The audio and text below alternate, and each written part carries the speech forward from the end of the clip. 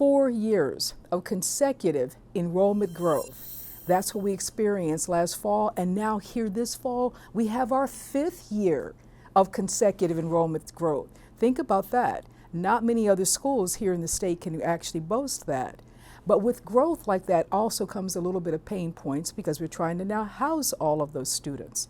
And since we require our freshmen to live here on campus, and here we are just last week, move-in day, we had an overflooding of students on the campus. We had to also house them around in the community. Another particular point of pride, we have made our class in the health professions, our physician assistant class, they just finished this past spring getting full of accreditation. And when you and I talked 5 years ago, we were just starting that program up again, and now here we are 5 years later, full accreditation, and they are passing the national boards 98, 96% national average. Same thing with our physical therapy and our pharmacy students. Another point of pride is where we're going with our vet program. We have a school of agriculture and natural sciences, as you know, and that has just been booming. As I said earlier, you know, our ghost gave birth back in the spring, and we were so thrilled with that, and it's just adding to the vibrancy of our campus. But the new Agriculture Research Education Center, that is a new piece of our campus that's almost finished. And we're going to be able to invite farmers from the local community over to learn new areas about farming and those type of things. You're not an agriculture major, were you?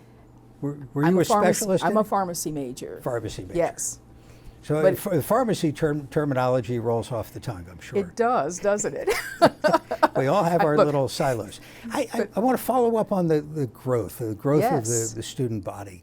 Do you think that's attributable to the programs that you've talked about, or is it, and maybe a larger trend within HBCUs? I think probably a number of factors. I think it's contributed not only to our academic programs. For example, we have programs that are not that you don't have in the rest of the state. We have the only certified, accredited sequential arts program in the whole country. So if a student wants to come here and major in something like animation, anime, they can get it here, and they know that we have the only accredited program nationwide. Then you think about just the state of Maryland. We have the only 4-year bachelor's degree in aviation sciences. Now, I know they call it aviation management or whatever, but I call it aviation sciences because it is a science. We can have students come here and major in how to not only fly the plane, but fix the plane and land the plane, which I think is just amazing because you can't say that in any other place. We have the only certified PGA of America golf program, all right? And then, of course, which I always have to say, 8 health professions, and now we're adding a 9th with our vet school. And so that's what I think brings the students here and contributes to that growth. The other part that contributes to the growth is my phenomenal recruitment team. They have been out, and they have been not only in the states, but we bring students here. We have them here this year now, this fall, from 46 states in the country and from 44 countries internationally. So they have been doing their job of making sure they bring the students in. And then the last part of the growth is contributed to our faculty and staff, because retention is everybody's business here at UMES. And so they have been trying to make sure that we keep our current students and bring them back. And I want to go back and reflect on the points of pride, if I could. Of course. You asked me about another point of pride. Another point of pride for us is sitting here in the town of Princess Anne. We have our relationship with the town that's so close, but it also is we are a catalyst for the economic development of the shore.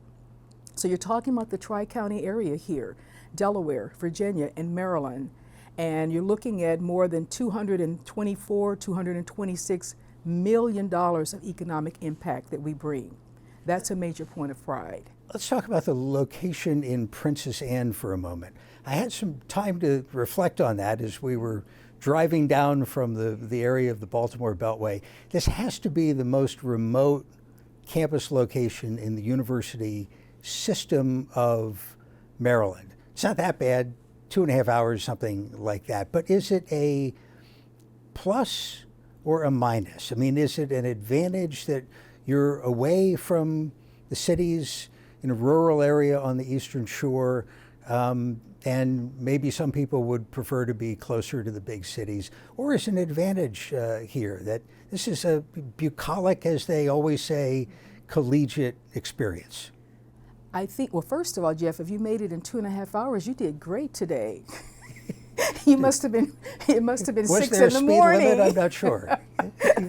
Or you must have been going 90. But that's a good question, and I think it can be asked depending on who you ask. So for example, it's a plus when you think about the fact that sometimes in the wintertime, if you are getting snow on the other side of the bay, we're getting this much, and it disappears. You can think about it from the standpoint of if it's legislative season and I need to be in Annapolis every single day, then I have to pause and think, especially when we're trying to get students over there with me and also get them out of class. I think it has its pluses and minuses depending on who you ask. You ask our students, some of them who come from big cities, they may say, well, there's not much to do here. You ask others and they say, there's plenty to do. You can sit back and think, you can sit back and read, you can relax. And then, of course, there's the group who really wants to be close to the beach. And we are so close. Well, I wouldn't say you could see it outside my window, but we're close enough that students can get there fast. And in terms of agriculture and the environment, you're so close to the Chesapeake Bay as well, maybe closer to the bay than to the Atlantic, but this is a central location for a lot of those specialties. It is. It's the same distance on either side. Yeah, I think it's 45 minutes to the bay, 45 minutes to the Atlantic Ocean.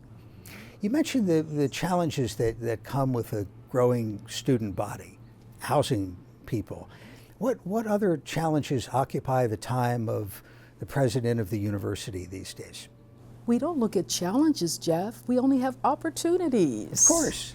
What are the top opportunities for improvement right now? I think some of the top opportunities for improvement for us is looking at, like I said, our housing for our students, but I think also just making sure we're being very, very good stewards of the resources and the funds that the state gives to us.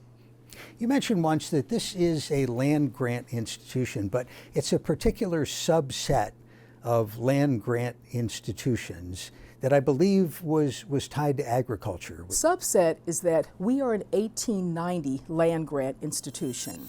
And 1890 means that many years ago, Morrell was a senator of the federal government, and they put in funding and monies for institutions to create an 1890 land grant to attract African American students. It was given to us with a mission that we actually have a trifold mission. That is, we have to focus on agriculture, mechanical engineering, and also education. We have since expanded to make sure we add healthcare and really the teaching, but also other particular areas.